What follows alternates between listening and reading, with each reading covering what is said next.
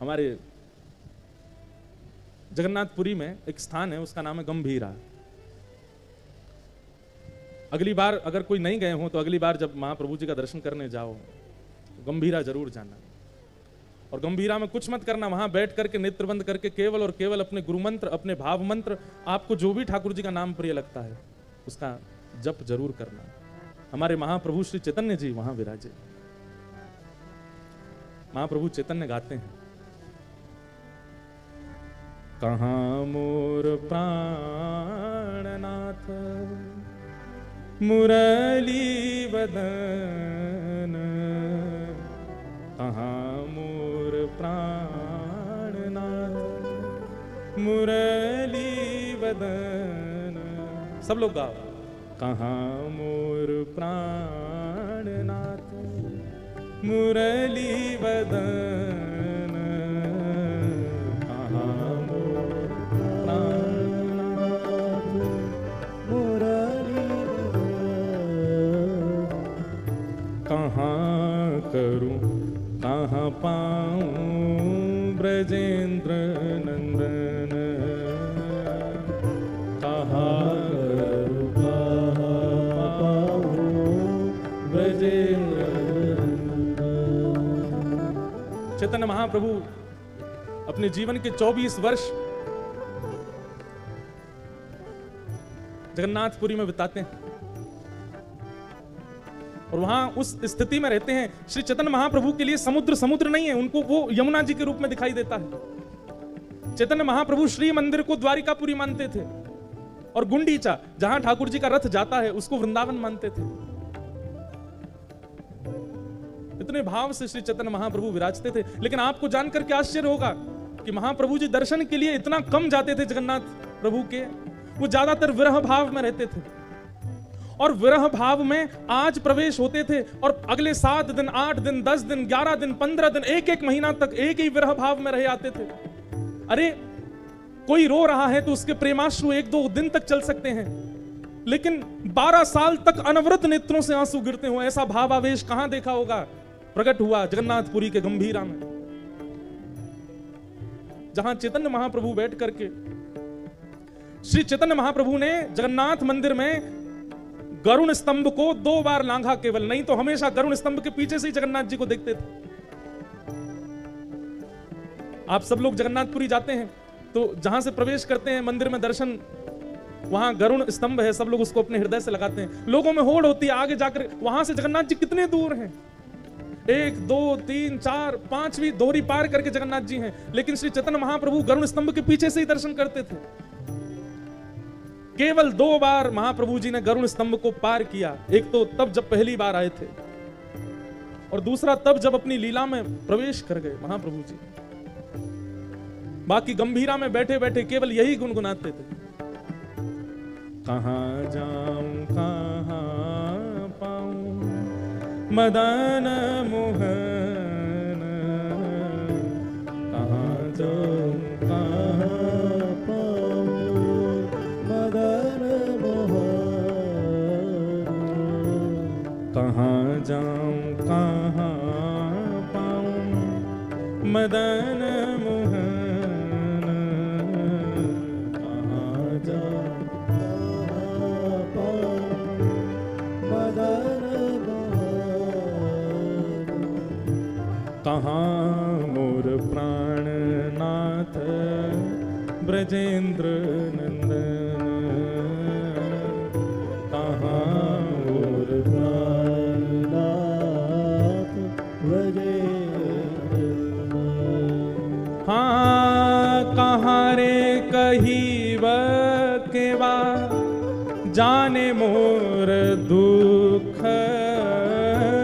कहाँ रे कहीब मोरा जाने मोर दुख, हाँ कहाँ रे कहीब केवा जाने मोर दुख, कहाँ रे कहीब केवा जाने मोर दुख, हे ब्रजेंद्र नंदन बिना फाटे मोरे बूक ब्रजेंद्र नंदन बिना फाटे मोर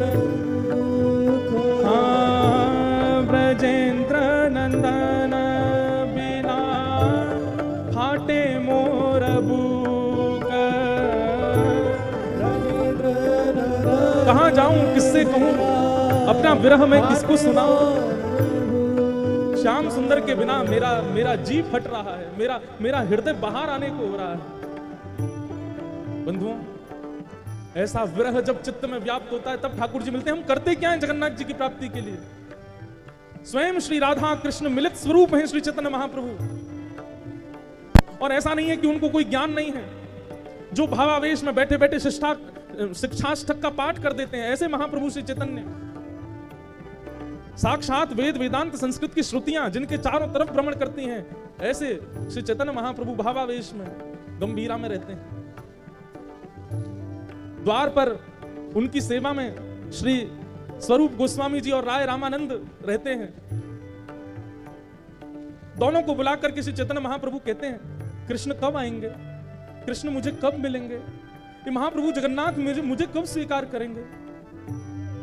तब राय रामानंद समझाते हैं, महाप्रभु जी आप थोड़ा कुछ पा तो लीजिए, थोड़ा विश्राम कर लीजिए, थोड़ा आराम कर लीजिए, ठाकुर जी प्राप्त करेंगे आपको। अरे मैं कहीं सो गया और ठाकुर जी आ गए और मैं नहीं मिल पाया तो मैं नहीं सोने जाऊंगा। सोते नहीं थे, पूरे दिन बैठे रहते, ठाकुर जी आएंगे। आप कुछ पा लीजिए। मैं कैसे पा सकता हूं? अरे एक प्रियतमा बिना प्रियतम को देखे कैसे भोजन कर सकती है? मैं नहीं पाऊंगा।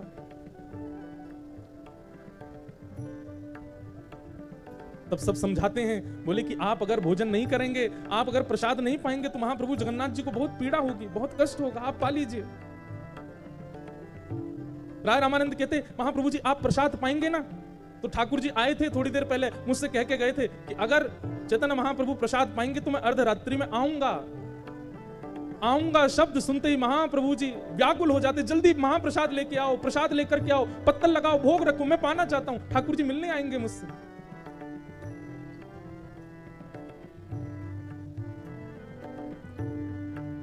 ऐसे कभी कभी झूठ बोल करके महाप्रभु जी को प्रसाद पवाते राय रामानंद। सेवा में रहते हैं गोविंद, बस देखते रहते हैं कि महाप्रभु जी को कोई पीड़ा ना हो। सोते सोते अचानक उठ जाते, अरे अर्धरात्रि हो गई, ठाकुर जी आए होंगे, मैं उठ नहीं पाया, मैं देख नहीं पाया, मैं मिल नहीं पाया। और इतने में तो कूद पड़ते, दौड़ पड़ते, श्री जगन्नाथ महाप्रभु के मंदिर की ओर चले जाते। पीछे पीछे सब शिष्य जन भागते, बोले महाप्रभु जी अभी मंदिर बंद है, अभी द्वार बंद है, आप कहां जा रहे हैं? कहां पाऊं कहां जाऊं मदन मोहन, कहां जाऊं कहां पाऊं मदन मोहन, कहां मोर प्राण धन ब्रजेंद्र नंदन, कहां मोर प्राण धन ब्रजेंद्र नंदन। ऐसी अवस्था में रहते हैं महाप्रभु जी। रात में सेवा में रहते हैं राय रामानंद, स्वरूप सेन जी, गोविंद जी।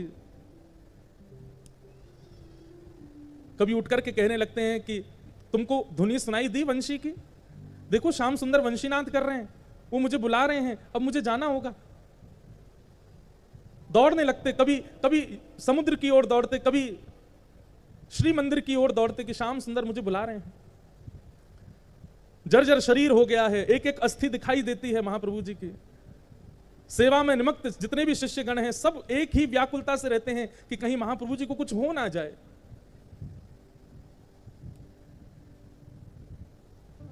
एक दिन अर्धरात्रि में सब बिल्कुल सावधानी से बैठे थे। अरे शिष्यगण सोते नहीं थे कि महाप्रभु जी को नींद आ जाए, तो हम लोग कहीं सो गए तो कहीं उठ के चले ना जाए।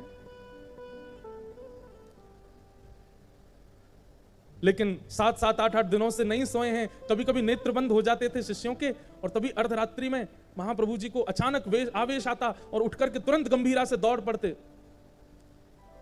आज जैसे ही रात्रि में सबकी निद्रा खुली, देखा महाप्रभु जी कहां हैं। भीतर जाकर के खोजने लगे तो महाप्रभु जी नहीं मिले। सब लोग चिंतित हो गए, भाई गंभीरा का एक एक द्वार बंद है, खिड़की बंद है, तो महाप्रभु जी बाहर गए कैसे? कोई किधर दौड़ा, कोई कहीं, पूरे जगन्नाथपुरी में दौड़ रहे हैं, कहां हैं चैतन्य महाप्रभु? महाप्रभु जी दौड़ते दौड़ते गए और उन्हें ऐसा अनुभव होने लगा कि जैसे मानो श्री यमुना जी के तट पर महारास हो रहा है, और यमुना जी वो समुद्र को मानते थे, समुद्र में जाकर के कूद गए। बहते बहते समुद्र में पहुंच गए, कोणार्क सूर्य मंदिर के पास। यहां सब शिष्यगण ढूंढते ढूंढते जब समुद्र के तट पर आए, दूर दूर तक महाप्रभु जी नहीं दिख रहे हैं, रो रहे हैं, विलाप कर रहे हैं, कहां चले गए आप? तभी एक मछुआरा आया और उस मछुआरे के एक एक रों से नाम प्रकट होता था, हरि बोल हरि बोल हरि बोल हरि बोल हरि बोल। सब लोग सुनकर के बोले, ये मछुआरा, मछली पकड़ने वाला, इसके मुख से भगवान नाम कैसे प्रकट हो सकता है? तभी सब शिष्यगण बोले, ये नाम इस अधम के मुख से प्रकट होने की सामर्थ्य तभी हो सकती है जब इसने महाप्रभु का स्पर्श किया होगा। इसको पता होगा कि महाप्रभु कहां हैं, पूछो। घेर करके पूछने लगे, अरे भाई तू क्या हरि बोल करता है? तेने किसी को देखा? बड़ी मुश्किल से होश में आया, बोला मैं तो मछुआरा हूं, मछली पकड़ने के लिए जाला डाल करके समुद्र में पड़ा था। जाला जब हिलने लगा तो मैंने खींचा, मछली तो नहीं आई, लेकिन तभी एक विशाल महापुरुष मेरे जाले में आ गए, और जब से मैंने उनका स्पर्श किया है तब से ये नाम मेरे मुख से अनवरत निकल रहा है। दौड़ करके गए, जाकर के जैसे ही देखा तो श्री चैतन्य महाप्रभु मछली के जाले में लिपटे हुए हैं। ऐसी भावावेश की स्थिति। ऐसा वर्णन आता है महाप्रभु जी के चरित्र में कि पिछले कितने दिनों से महाप्रभु जी ने प्रसाद नहीं पाया है। एक एक ग्रंथि, जितने गांठ होती हैं शरीर में, सब गांठ खुल गई हैं। यहां से हाथ लटक गया है, यहां से सब पंजे लटक गए हैं, पैरों के जो जोड़ हैं वे सब खुल गए हैं। मानो शरीर जितना था उससे कुछ गुना बड़ा लग रहा है। ये स्थिति देख करके सब घबरा गए। सबने महाप्रभु जी को बाहर निकाला, नमक के पानी से घाव और ज्यादा भर गए थे। चारों तरफ बैठ करके सब कीर्तन करने लगे, हरे कृष्ण कृष्ण कृष्ण हरे हरे, हरे राम राम राम हरे हरे। नाम जब सुनकर के, जब अखंड नाम संकीर्तन कहा गया, तब महाप्रभु जी थोड़े ध्यान में आए, भाव में आए। तब सभी शिष्यगण उनको गोद में लेकर के पुनः गंभीरा पहुंच गए। जाकर के लेप लगाते हैं, हल्दी लगाते हैं, उनको विराजमान करते हैं। बोले महाप्रभु जी आप कहां चले गए थे? तभी कहते हैं, अरे गोविंद, वंशी बज रही थी, श्याम सुंदर सब सखियों को नौका में विराजमान करके यमुना विहार के लिए जा रहे थे, पर मैं अभागी विलंब कर गई। मैं जब तक यमुना तट पर दौड़ करके गई तब तक तो नाव मध्य में चली गई। नाव पकड़ने के लिए मैं यमुना जी में कूद गई, पर इतना अथाह जल था कि नाव तो चली गई, मैं डूबती रह गई। सब दंडवत करते, सब प्रणाम करते, सब वंदन करते महाप्रभु जी के इस महाभाव को। कहते हैं श्री चैतन्य महाप्रभु अगर कभी गंभीरा से भाव स्थिति में बाहर यदि नहीं निकल पाते थे तो अपने सिर से ही दीवारों को कुरेदने लगते थे, अपने सिर को ही दीवारों में मारने लगते थे। सब शिष्यगण दौड़ के जाते, महाप्रभु जी आप क्या कर रहे हैं? अरे वंशी बजा रहे हैं, श्याम सुंदर मुझे बुला रहे हैं, मुझे जाना है, मैं विलंब कर रही हूं, अरे मुझे जाना है, द्वार नहीं मिल रहा है।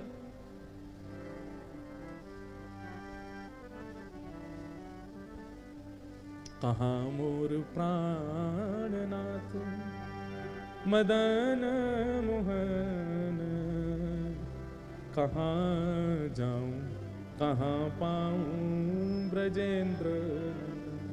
इसी भाव में रहते। अर्धरात्रि का, पूरे दिन केवल अर्धरात्रि का चिंतन करते थे, क्योंकि रात में ही ठाकुर जी रास विहार करते हैं। अर्धरात्रि का समय एक दिन हुआ, सब सचेत बैठे थे कि महाप्रभु जी कहीं चले ना जाएं। भले ही शरीर में कितने भी घाव हो, भले ही शरीर में कितनी भी पीड़ा हो जाती हो, लेकिन अर्धरात्रि में महाप्रभु जी को ऐसी वेणु का नाद सुनाई देता था, दौड़ पड़ते थे, जाने कहां से ऊर्जा आती थी उनमें।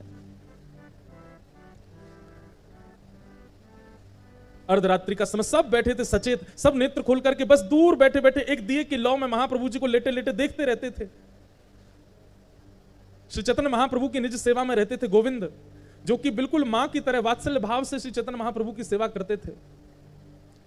महाप्रभु जी का कक्ष इतना छोटा था कि उस कक्ष में बड़े पतले दुबले से महाप्रभु जी ही विराजमान हो पाते थे और किसी की व्यवस्था बन नहीं पाती थी। लेकिन एक दिन महाप्रभु जी गोविंद को कहते हैं कि अरे थोड़े मेरे हाथ दबा दे। तो गोविंद धीमे धीमे हाथ दबा रहे थे, कृष्ण नाम सुना रहे थे। तभी महाप्रभु जी बोले अब एक तरफ दबा दिया, अब दूसरी तरफ का हाथ दबा दो। तो गोविंद बोला महाप्रभु जी उस तरफ जाने के लिए मुझे उठ करके आना पड़ेगा, आप थोड़े अपने पैर पीछे कर लीजिए, इतनी जगह नहीं है, मैं कैसे जाऊंगा।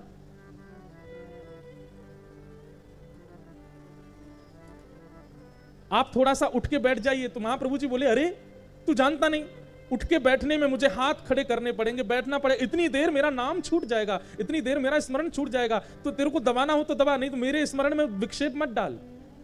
अब गोविंद तो बड़े संशय में आ गए कि महाप्रभु जी आज्ञा कर रहे हैं कि हाथ दबाओ और जाना भी पड़ेगा और मैं जा भी नहीं पा रहा हूं, इनको उठाना भी नहीं है, मैं क्या करूं। गुरु आज्ञा की अवहेलना नहीं कर सकता और हठ पूर्वक इनके चरण आदि हटाऊंगा तो इनका ध्यान टूट जाएगा। लांघना किसी को चाहिए नहीं, क्योंकि लांघने से लांघने वाले के पुण्य खत्म हो जाते हैं। और वो भी लांघने में कोई सामान्य व्यक्ति हो तो कुछ पुण्य घटते हो, लेकिन चैतन्य महाप्रभु जैसे महाभाव में रहने वाले महापुरुष, उनको यदि लांघ लिया जाएगा तो पुण्य तो शून्य हो जाएगा। लेकिन गोविंद बोले कि गुरु आज्ञा पहले है। तभी एक नवीन वस्त्र लाए, महाप्रभु जी को उड़ा दिया ताकि उनके अंग का मुझे दर्शन ना हो। और महाप्रभु जी पर वो वस्त्र डाल करके तुरंत गोविंद लांघ गए और लांघ करके दूसरे हाथ को दबाने लगे।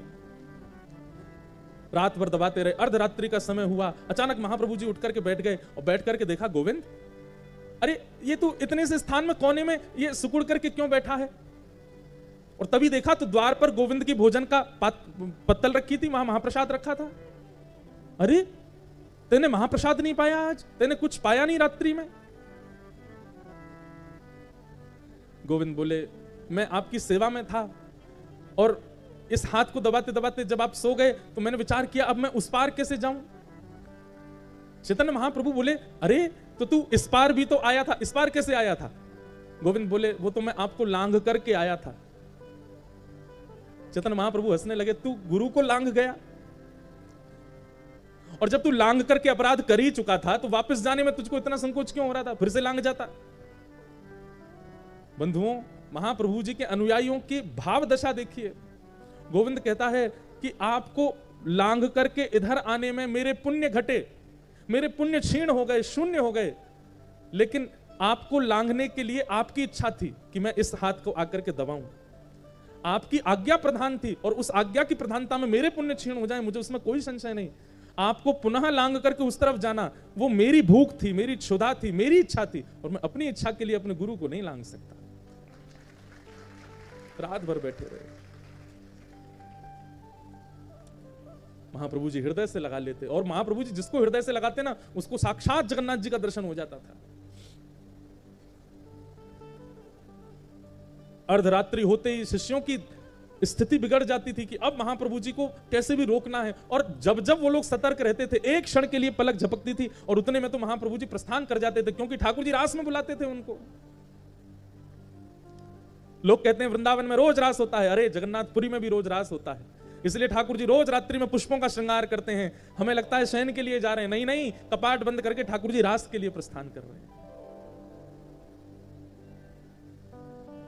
एक दिन रात्रि में सोए थे महाप्रभु जी और कह रहे थे आज श्याम सुंदर मुझे बुलाएंगे ना। सब शिष्यगण कहते हैं हाँ, आप प्रेम से सो जाएंगे तो बुलाए। अच्छा मैं सो जाऊंगा तो फिर ठाकुर जी बुलाएंगे मुझे, हम उठा देंगे ना आपको।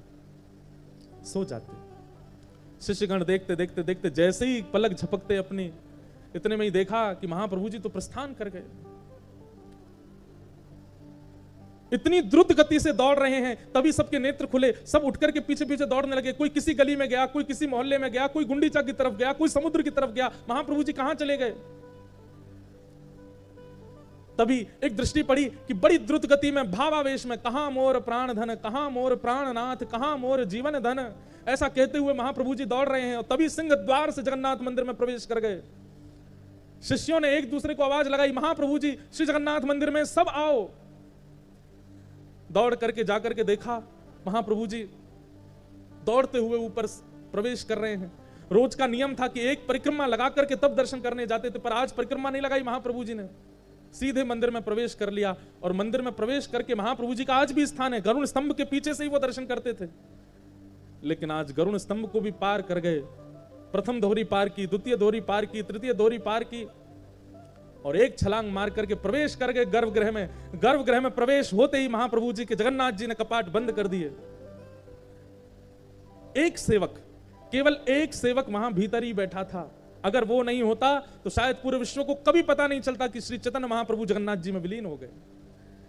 तभी देखते हैं कि महाप्रभु जी गर्भगृह में गए, और जैसे ही गर्भगृह में गए कपाट बंद हो गए, सब शिष्य बाहर ही खड़े रह गए, और महाप्रभु जैसे ही गर्भगृह में पहुंचे, एक अर्चक ने देखा, श्री जगन्नाथ महाप्रभु ने दोनों भुजा पसार करके महाप्रभु जी को हृदय से लगाया, और तुरंत महाप्रभु जी श्री जगन्नाथ जी में विलीन हो गए।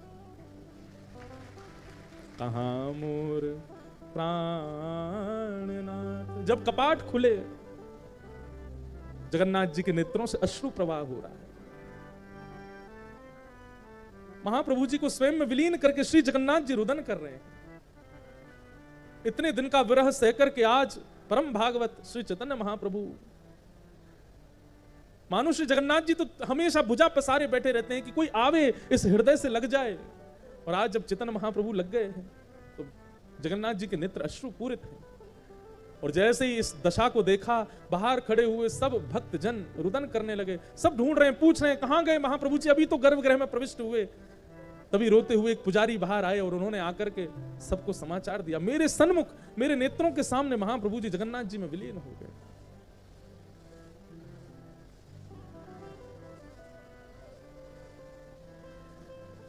ऐसे श्री जगन्नाथ, हम कहां भक्ति करते हैं, हम कहां प्रेम प्रस्तुत करते हैं, हम कहां भाव प्रस्तुत करते हैं ठाकुर जी को।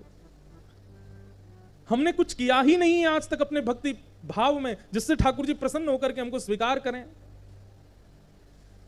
भैया समय नहीं है हमारे पास, बहुत कम समय बचा है। इस प्राण का कोई भरोसा नहीं है, कब चले जाएं, कब तक ये शरीर हमारे पास है, कब तक ये बुद्धि हमारे पास है, कब तक ये वाणी हमारे पास है, कब तक ये कान और नेत्र हमारे पास है। आज हैं, कल अगर इनमें से कुछ भी चला गया तो फिर भगवत प्राप्ति में बाधा आ जाएगी, भगवत प्राप्ति में एक रुकावट हो जाएगी। इसलिए भैया प्रयास करते रहिए, ठाकुर जी के लिए थोड़ा थोड़ा भाव रखते रहिए, तभी तो ठाकुर जी प्राप्त होंगे। नाम संकीर्तन, हम कहते हैं भैया कुछ भी छोड़ दो, लेकिन नाम मत छोड़िए ठाकुर जी का। ठाकुर जी का नाम त्याग मत करो। ये नाम सर्वोपरि है, ये नाम सर्वश्रेष्ठ है।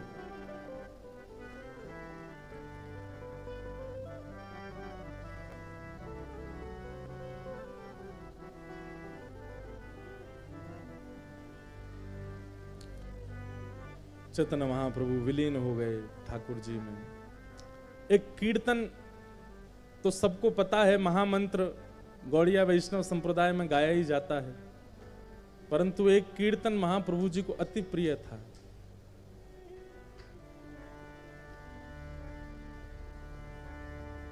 राम राघव राम राघव राम राघव रक्षमा, राम राघव राम राघव राम राघव रक्षमा। कृष्ण केशव कृष्ण केशव कृष्ण केशव पाहि मां। कृष्ण केशव कृष्ण केशव कृष्ण केशव पाहि मां। राम राघव राम राघव राम राघव रक्षमा, राम राघव राम राम राघव रक्षमा। हे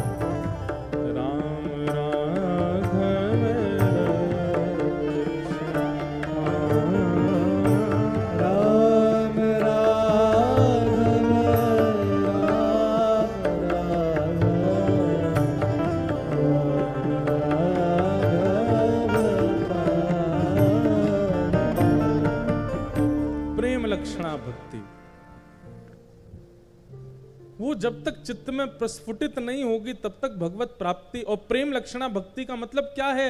अति विरहावस्था, अति भावावस्था, जो श्री चैतन्य महाप्रभु की दृष्टिगोचर होती है।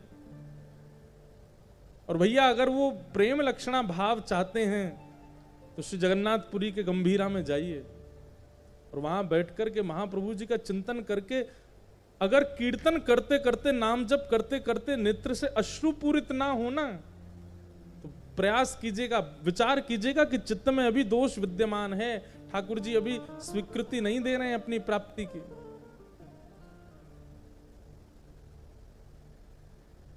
जिसने भी पाया है ना श्री कृष्ण को, दो अवस्थाएं विशेष दिखी हैं उनकी। एक तो गायन की अवस्था, जिसने भी कृष्ण को पाया वो गाता ही रहता है, वो शांत नहीं रहता, उसके मुख से कुछ ना कुछ प्रकट होता ही रहेगा। कीर्तन प्रकट हो, भाव प्रकट हो, पद प्रकट हो, भजन प्रकट हो। और दूसरा, नेत्रों से अश्रुपात। ये दो स्थिति समाप्त नहीं होती हैं। ये दो स्थिति जिसकी समाप्त ना हो रही हो, कृष्ण मिलेंगे उससे।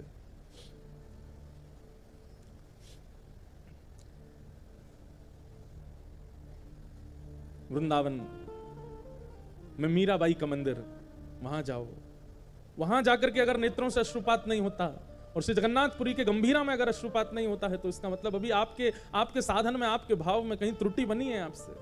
क्योंकि विरह के अथाह स्थान है ये दोनों। और वृंदावन में तो एक एक कोना केवल मीराबाई का मंदिर, वृंदावन तो संपूर्ण विरह से युक्त है। मैं कहता हूं कथा में कि बद्रीनाथ वैराग्य दे सकता है, जगन्नाथपुरी महाप्रसाद दे सकता है, द्वारिका सुख दे सकता है, वृंदावन तो विरह देता है।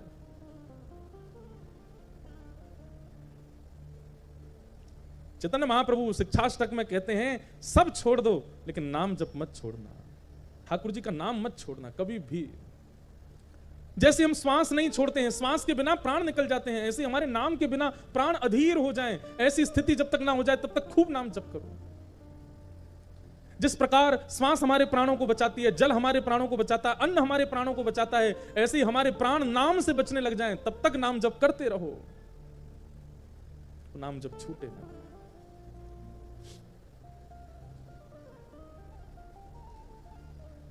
ऐसा भाव।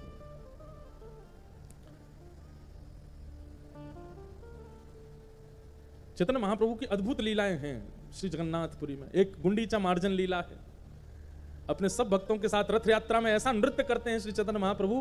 क्यों? क्योंकि आज श्याम सुंदर द्वारिका से वृंदावन आ रहे हैं। श्री जगन्नाथपुरी का श्री मंदिर द्वारिका है, गुंडीचा वृंदावन, ऐसा चैतन्य महाप्रभु का भाव था। और जब श्री ठाकुर जी रथ यात्रा में विराजमान होते रथ में, और जैसे ही नंदी घोष रथ चलना प्रारंभ होता, यहां नीचे लाखों वैष्णवों के बीच महाप्रभु चैतन्य नृत्य करते थे, और नंदी घोष रथ के ऊपर स्वयं श्री जगन्नाथ जी नृत्य करते थे चैतन्य महाप्रभु को देख करके। ऐसा अद्भुत दृश्य होता था।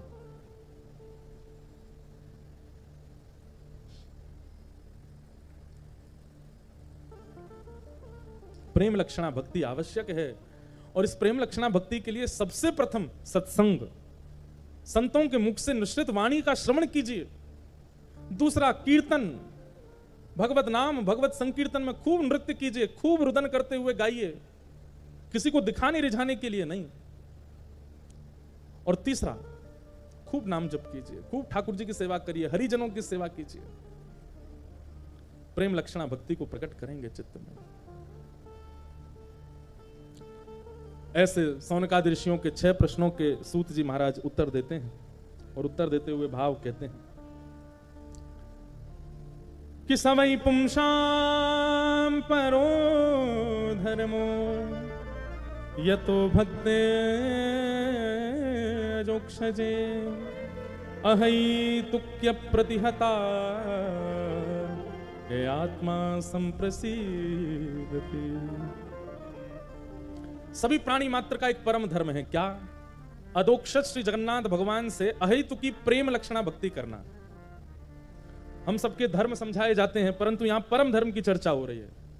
यदि व्यक्ति ने अपने जीवन में कभी ठाकुर जी से प्रेम नहीं किया, श्रीमद् भागवत के वेणु गीत में गोपियां कहती हैं अक्षणवताम फलमिदम न परम विदामा। गोपियां कहती हैं क्या? अरे आंख वालों, यदि तुमने इन आंखों से नदी देखी, पर्वत देखे, पुष्प देखे, वन देखे, जीव देखे, हंस देखे, तो भी तुमने कुछ नहीं देखा अगर इन नेत्रों से कभी श्याम सुंदर को नहीं देखा। बंधुओं, यदि आज हमारे नेत्र थोड़े ना खुले तो आप लोग चिंतित मत होना, आप लोग श्रवण करना, महाप्रभु जी के नेत्र खुले हैं। एक बात सुनिएगा, किसी व्यक्ति के पास कोई सामग्री है, इससे यह बात प्रमाणित है कि उस सामग्री के प्रयोग से, उस सामग्री से मिलने वाले उस अर्थ को वो कमा सकता है, उसका उपभोग कर सकता है। मान लीजिए किसी के पास में इंग्लैंड का वीजा है, वो कभी भी इंग्लैंड जा सकता है। किसी के पास में किसी अन्य देश का वीजा है, तो इसका मतलब क्या है कि उसके पास में अथॉरिटी है, वो कभी भी उस देश में प्रवेश कर सकता है। किसी के पास धन संपदा है तो गाड़ी खरीद सकता है। किसी के पास में भोजन है तो वो अपनी क्षुधा को निवृत्त कर सकता है। किसी के पास वस्त्र हैं तो नए नए पहन करके डोल सकता है। ठीक वैसे ही हमें नेत्र प्राप्त हैं और हम लोग जन्म से नेत्र वाले हैं। इस बात का यह प्रमाण है कि महाप्रभु जगन्नाथ जी ने आज तक हमारे नेत्रों की ज्योति बचा रखी है। तो मानो ठाकुर जी अभी भी प्रतीक्षा कर रहे हैं कि तू अभी भी प्रेम भाव अपने चित्त में भक्ति भाव लेकर के आ, तेरे नेत्रों में अभी भी ज्योति है, तू अभी मुझे देख सकता है। तेरे पास साधन है, इसका मतलब मेरा दर्शन सुलभ है। तुझे सुनाई देता है, इसका मतलब तू मेरे वेणु रव को सुन सकता है। अरे शिकायत उनको करनी होगी जो देख नहीं पा रहे हैं, जो सुन नहीं पा रहे हैं। वो शिकायत करें तो महाप्रभु जी फिर उसका उत्तर क्या देंगे, वो महाप्रभु जी जाने। पर मैं तो देख पा रहा हूं, मैं तो सुन पा रहा हूं, मैं तो स्पर्श कर पा रहा हूं, मैं तो चल पा रहा हूं, मैं तो नाच पा रहा हूं। इसका मतलब ये सारे गुण मेरे पास अभी तक व्यवस्थित हैं। इसका मतलब ठाकुर जी मुझे संकेत कर रहे हैं, ये सब व्यवस्थाएं तेरे पास हैं, तू मेरी प्राप्ति में इन सबको लगा सकता है, लेकिन तू इन सबसे विषय भोग रहा है। किसी व्यक्ति के पास वीजा है और वो उस देश में ना जावे, ये इसका दुर्भाग्य है। ठीक वैसे ही नेत्र हैं, पर इन नेत्रों से आपने सब देखा लेकिन श्याम सुंदर को नहीं देखा। तो गोपियां कहती हैं, अक्षणवताम फलमिदम न परम विदाम। अरे नेत्र वालों, यदि तुमने बरहा पीड़म नटवर वपु, सुंदर मोर मुकुट पहन करके, मकराकृत कुंडल पहन करके, बाकी चाल से चलते हुए श्याम सुंदर को यदि तुमने अपने नेत्रों से जीवित अवस्था में नहीं देखा, तो तुमने नेत्र पाकर के व्यर्थ कर दिया। कान पाकर के तुमने कभी अगर श्री कृष्ण की वेणु रव को नहीं सुना तो तुमने क्या सुना?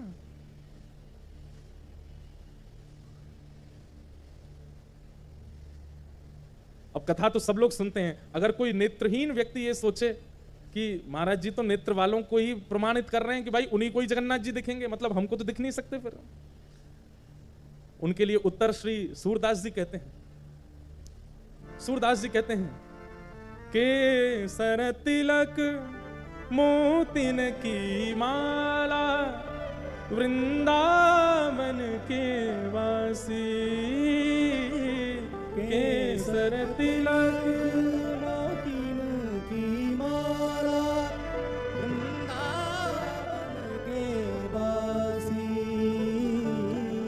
देखो चाहत कमल नयन को, देखो चाहत कमल नयन को, निस दिन रहत उदासी अखियां, हरि दर्शन की प्यासी, हरि दर्शन की प्यासी अखियां, हरि दर्शन की प्यासी। श्री सूरदास जी महाराज तो एक अलग ही व्याख्या कर रहे हैं। सूरदास जी क्या कह रहे हैं? अरे भैया, अगर किसी पर नेत्र नहीं है तो परेशान मत होना, ठाकुर जी ने बहुत बड़ी कृपा की है तुम्हारे ऊपर। किसी ने पूछा, सूरदास जी नेत्र ना होने से कृपा कैसे हो सकती है? सूरदास जी बोले, अरे जिनके पास नेत्र है ना, वो कंचन में फंस जाते हैं। वो नेत्रों से कंचन देख लेते हैं, कामनी देख लेते हैं, संसार का दर्शन कर लेते हैं। अरे इन नेत्रों से इतना सब कुछ देख लेते हैं कि फिर उनमें ही फंस जाते हैं, जगन्नाथ जी को हो ही नहीं पाते। हम सब अच्छे हैं, हमें नेत्र ना दे करके ठाकुर जी ने रक्षा की है कि भाई तो ये नेत्र ना दे रहो, क्यों? क्योंकि कहीं तू संसार में ना फंस जा, ते तू अपने नेत्रन की ज्योति को संभाल के रख। ताऊ देना मैं तेरे सामने प्रकट होंगो तो अपने नेत्रन की ज्योति से परिपूर्ण रूप से केवल मेरो दर्शन करियो और किसी को नहीं। अरे भैया, सूरदास जी तो अपनी वाणी में कहते हैं, बाकी सब लोगों के नेत्र ठाकुर जी के भोग लगाने लायक नहीं है, पर हमारे नेत्र तो अमनिया हैं। अमनिया मतलब जानते हैं? अमनिया मतलब जो सीधे सब्जी बाजार से या फिर खेत से सीधे रसोई में आके ठाकुर जी के पास गई और किसी ने उसको देखा भी नहीं, किसी ने पाया भी नहीं, ठाकुर जी के भोग से पहले जिस पर किसी की दृष्टि तक ना पड़े, उसको अमनिया कहते हैं। और ठाकुर जी अमनिया ही पाते हैं। ठाकुर जी झूठा थोड़ी खाते हैं। सूरदास जी कहते हैं भैया अगर कोई इंद्रिय आपके पास नहीं है, नेत्र नहीं है, कान नहीं है, जीव नहीं है, चिंता मत करो, ठाकुर जी ने तुम्हारी उस इंद्रिय को अमनिया करके रखा है। जिस दिन ठाकुर जी सन्मुख आएंगे उस दिन वह इंद्रिय प्रकट हो जाएगी और ठाकुर जी उसका आस्वादन कर लेंगे। लेकिन गोपियां कहती हैं अरे नेत्र वालों, तुमने नेत्र पाकर के भी अपने नेत्रों का सार्थक नहीं बनाया। इन नेत्रों को क्यों? इन नेत्रों से श्याम सुंदर को नहीं देखा, इन नेत्रों से तुमने उन मुरली मनोहर को नहीं देखा। सूत जी महाराज कह रहे हैं प्रत्येक जीवात्मा का परम धर्म क्या है? भगवान की अहेतुकी भक्ति। अहेतुकी भक्ति किसको कहते हैं? अहेतुकी भक्ति का मतलब न विच्छिन्न होने वाली भक्ति, न कटने वाली भक्ति, न समाप्त होने वाली भक्ति, जो एक बार हो जाती है तो फिर अंत में मिलन करा के ही छोड़ती है। ऐसी भक्ति कभी बीच में छोड़ दिया, फिर दोबारा लग गए, फिर कहीं चले गए, फिर लग गए, ऐसी भक्ति कभी भगवत प्राप्ति नहीं करा सकती। एक बार ठाकुर जी से लग गए तो फिर उसके बाद चाहे जीवन में कितने भी बड़े पहाड़ गिरे हों, लेकिन आपकी भक्ति वो छूटे ना, वो लगी रहे ठाकुर जी से। उसको कहते हैं अहेतुकी भक्ति। चाहे जैसा जीवन हो गया, चाहे जैसी परिस्थिति आ गई, लेकिन आपका भाव डगमगाया नहीं ठाकुर जी के प्रति, उसे कहते हैं अहेतुकी भक्ति। श्री कुंभनदास जी महाराज की भक्ति कैसी अहेतुकी भक्ति है? धन नहीं है, संपत्ति नहीं है, परिवार में इतनी व्यवस्था भी नहीं है कि 3 समय का भोजन बन सके, लेकिन कभी श्री ठाकुर जी के भजन में विक्षेप नहीं किया। अहेतुकी भक्ति। सूरदास जी के नेत्र नहीं है, लेकिन कभी किसी पद में शिकायत नहीं करते हैं कि आपने मुझे नेत्र नहीं दिए, मैं कैसे देखूं। मतलब अहेतुकी भक्ति कहते हैं कि जीवन में अभाव आया, लेकिन उस अभाव की कभी शिकायत ना की गई हो ठाकुर जी से, बल्कि उस अभाव को छुपा और दिया ठाकुर जी से, लेकिन अपनी भक्ति को ना रुकने दिया जाए, उसको अहेतुकी भक्ति कहते हैं। सूत जी महाराज कहते हैं सवै पुंसाम परो धर्मो यतो भक्तिर अदोक्षजे अहेतुक्य प्रतिहता ययात्मा संप्रसीदति। भगवान की अहेतुकी भक्ति करो, न विच्छिन्न होने वाली भक्ति।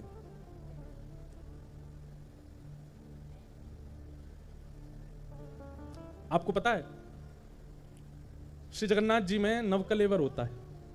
जब 2 आषाढ़ एक साथ आते हैं तब ठाकुर जी का विग्रह परिवर्तन होता है।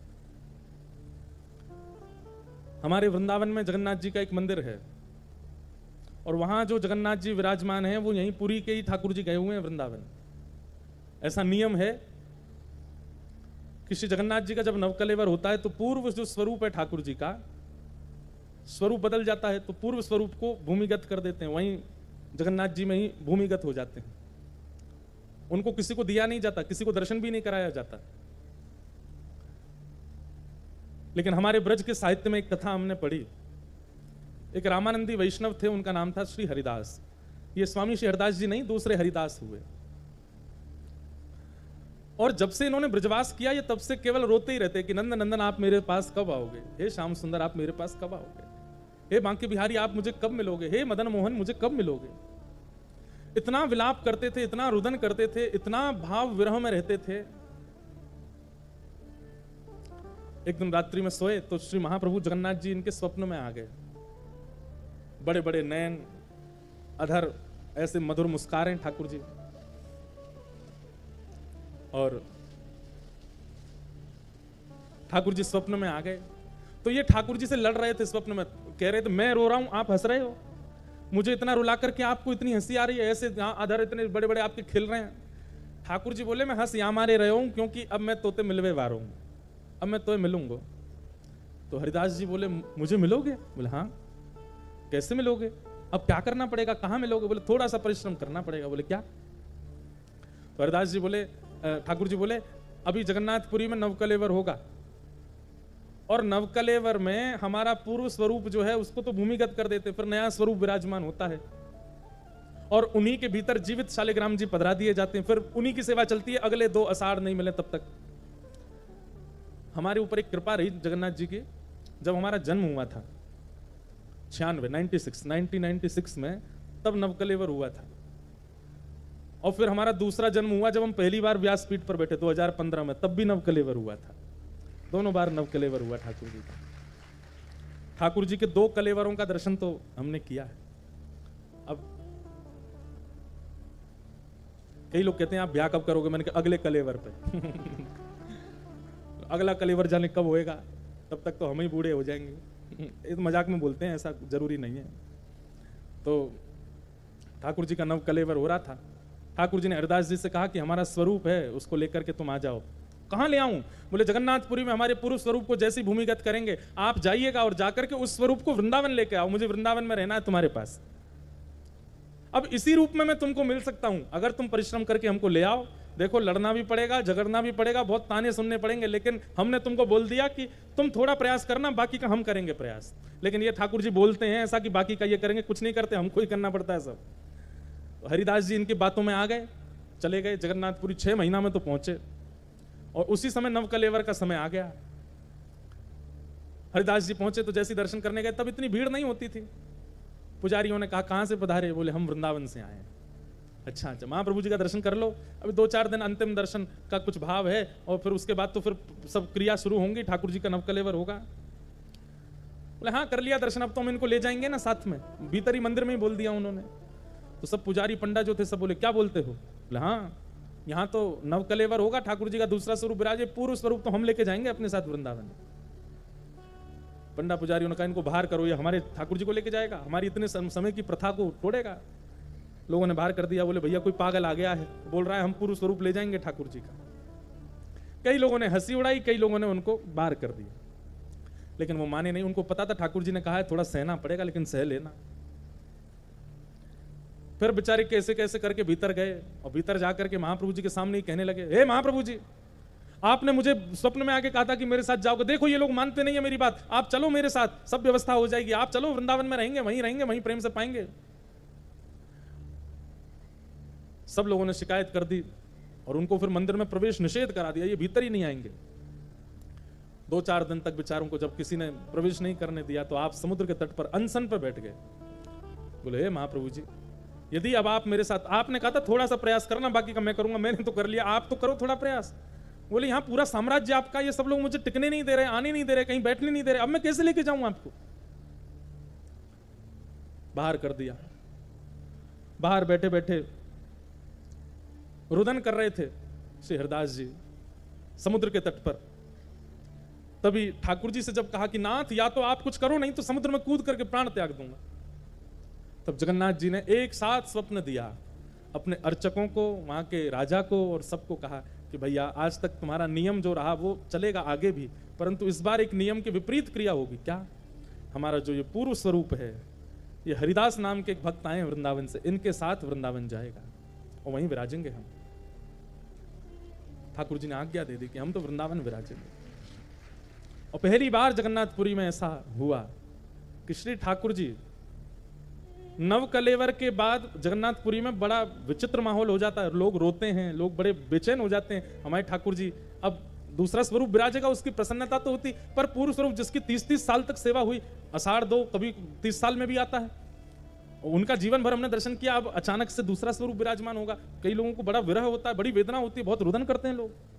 रात भर जगन्नाथपुरी में लाइट नहीं रहती, अपने अपने घरों में दिए जला करके लोग विष्णु सहस्रनाम का पाठ करते हैं, महाप्रभु जी की याद में बहुत रुदन करते हैं। एक अलग ही प्रथा है जगन्नाथपुरी की। लेकिन एक बार ऐसा हुआ था जगन्नाथपुरी में कि नवकलेवर में कोई रोया नहीं, सब नाचे और श्री महाप्रभु जी रथ में विराजमान होकर के वृंदावन गए और आज भी वृंदावन में विराजमान। वृंदावन में जो स्वरूप है ठाकुर जी का, बड़ा पतला सा स्वरूप है, ऐसा लगता है ठाकुर जी पतले दुबले से लगते हैं, पर बड़ा प्राचीन हरिदास जी के द्वारा विराजमान किया गया स्वरूप है। अब कई लोग उसमें ऐसा भाव करते हैं कि ठाकुर जी वो वाले नहीं गए जो मंदिर में विराजते हैं। जगन्नाथपुरी में कई घरों में भी जगन्नाथ जी विराजते हैं ना, तो किसी के घर के ठाकुर जी को भगवान ने आज्ञा दे दी उनके घर से ले जाओ हमको, हम वहां से वृंदावन। अब लोग कहते हैं ऐसा, पर हम क्यों कहें कि किसी घर से आए, हम तो कहेंगे मंदिर से ही आए ठाकुर जी, मंदिर से आके वृंदावन में विराजमान हो गए। ऐसे महाप्रभु जगन्नाथ। अहेतुकी भक्ति, न विच्छिन्न होने वाली भक्ति, ये चित्त में प्रकट हो जाए, यही परम धर्म है प्रत्येक मानव का, प्रत्येक प्राणी का। सूत जी महाराज प्रवचन कर रहे हैं, भगवान के 11-10 अवतारों के विषय में बताया, श्रीमद् भागवत की रचना के विषय में कह रहे हैं।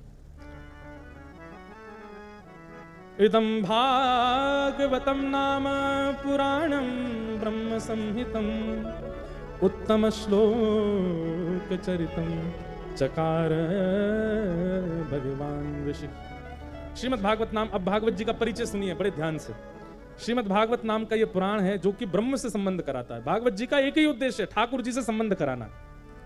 कई लोग भागवत की कथा पितृमुक्ति के लिए सुनते हैं, कई लोग भागवत की कथा अन्य अन्य भावों से सुनते हैं, पर हमारी बात सुन लीजिए। श्रीमद् भागवत का एक ही उद्देश्य है, क्या? सुनने वाले श्रोता जीवात्मा का ठाकुर जी से संबंध कराना, ठाकुर जी को उसके जीवन में किसी संबंधी के रूप में प्रकट करना। अगर कथा सुनने के बाद ठाकुर जी के प्रति किसी संबंध का दर्शन नहीं हो रहा है तो आपने कोई चूक की है कथा में। ठाकुर जी कुछ तो लगेंगे आपको। कई जन्मों से बुला रहे हो, कोई तो नाता जरूर होगा। कई जन्मों से बुला रहे हैं, कोई तो नाता जरूर होगा। नजरों से नजरें मिला न पाऊं, मेरी नजर का कसूर होगा। नजरों से नजरें मिला न पाऊं, मेरी नजर का कसूर होगा।